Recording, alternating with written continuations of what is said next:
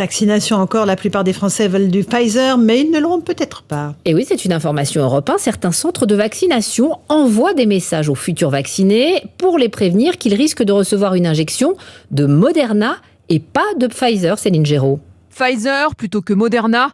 En pleine campagne de rappel, la préférence des candidats au vaccin est très marquée. Et pourtant, le message des autorités sanitaires est clair. Les deux vaccins sont interchangeables. Le Moderna est même préconisé pour les plus de 30 ans.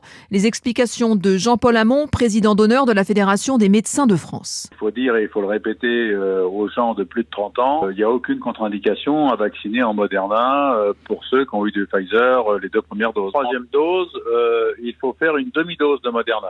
Parce qu'on s'est rendu compte que le Moderna était plus dosé que le Pfizer. Il était plus efficace. Mais il générait chez les gens jeunes des effets secondaires qui étaient plus importants. Et c'est pour ça qu'il a été recommandé de ne vacciner les gens qu'au-delà de 30 ans. Et si l'on propose en priorité le Moderna en centre de vaccination, c'est aussi pour une raison logistique. Chaque flacon de Moderna contient 24 doses. Une fois entamé, il faut suffisamment de candidats pour ne pas les perdre. Le Pfizer, qui compte 6 doses par flacon, est donc envoyé en priorité dans les pharmacies où le trafic est moins important. À ce jour, il y a 20 millions de doses de Moderna à écouler contre 5 seulement de Pfizer.